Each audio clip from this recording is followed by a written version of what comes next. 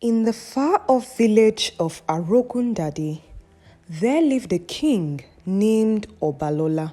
His reign was peaceful, and his kingdom was ruled with joy and happiness.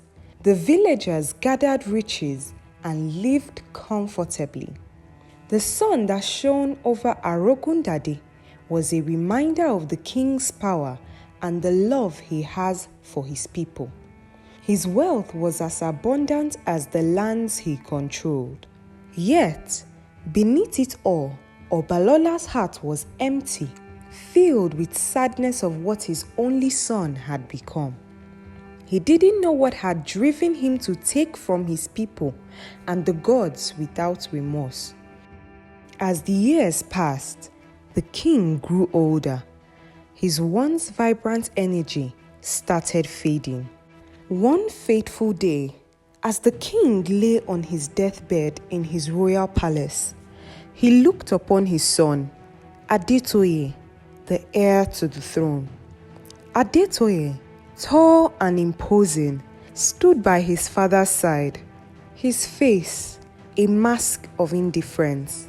It was not sorrow that filled his heart, but dread. For Balola, now fading into the spirit world, knew that Adetoye's reign would bring far more darkness to Arogundade. Adetoye, Obalola whispered weakly, his voice like the rustle of dry leaves. I have tried my best to change your ways, but you refused. Let my death be a reminder to you that the gods will judge you one day. Adetoye remained silent, his cold eyes staring down at the frail king. In his heart, he could not deny that his father had been right. He had grown to become thirsty, greedy, and had always dreamt of the power to crush anyone who stood in his way. But Adetoye also saw the crown now within his grasp, and he knew that his kingdom would soon be ruled according to his will. With those final words, Obalola's spirit departed. His body was left behind, a shell of the man he had been. The villagers mourn his passing, and they fear what is to come next. The wails of mourning were drowned out by whispers of the dead. Arogundade was about to see the rise of a king who would change their lives forever. Adetoye immediately took the crown and commanded the chiefs to crown him before the king's funeral. The entire kingdom knew their fate was sealed. His coronation was a grand affair, filled with ceremonies that showcased his wealth and power. But there was no joy in the hearts of the villagers. As the drums beat and the people cheered, their minds were filled with terror. They knew the man who now ruled them had neither mercy nor compassion. My people, Adetoye's voice rang out, his tone as cold as the wind that swept through the palace. Under my reign, Arogundade will become a kingdom to be feared.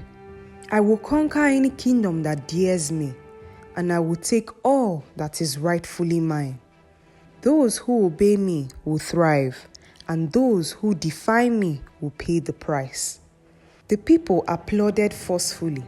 In their hearts, they knew that nothing good would come of this reign. Adetoye's greed ran deeper, and he would stop at nothing to feed it. Adetoye's lust for power made him do all sorts of things.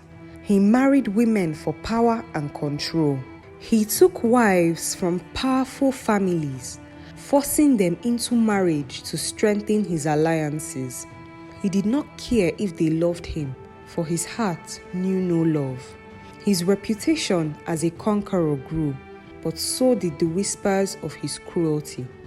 The people feared him, but none dared speak against him. Under Adetoye's rule, the people of Arogundade lived in fear. He took half of every farmer's harvest, leaving them with little to survive. The villagers began to starve. Their fields lay fallow as they could not produce enough to feed themselves and pay the king's demands. One evening, a desperate farmer named Olakunle approached the king's palace. He was a man who had worked the land all his life, but now, after paying the king's taxes, he had nothing left to feed his children. "King Adetoye," Olakunle said, kneeling before him, "please, my family is starving. I have nothing left to give." Adetoye looked down at the farmer with cold eyes. "You think I care for your troubles?" he sneered. "The law is the law. If you cannot pay, I'll take your land and give it to someone who can." With a swift command, Adetoye's soldiers seized Olakunle's livestock and told him to never step foot on the fields. The villagers watched in silence, unable to protest. They knew speaking out would mean inviting the king's wrath. The elders became worried about the future of the kingdom. None of his wives was able to give birth to an heir. One day, he saw a young woman named Kemi, a beautiful girl from a respected family. Her father, an elder, had promised her to another, but when Adetoye's eyes fell upon her, he took her without hesitation. "I want her," Adetoye commanded his soldiers when he saw her at the village festival. "Go and bring her to me." Her father protested, but his voice was drowned by the power of the king. Kemi was dragged away, and her cries echoed in the wind. Her once happy life was now darkened by Adetoye's cruelty. He made her his wife, and though she was treated with the finest garments and food, she was nothing more than a prisoner in the palace.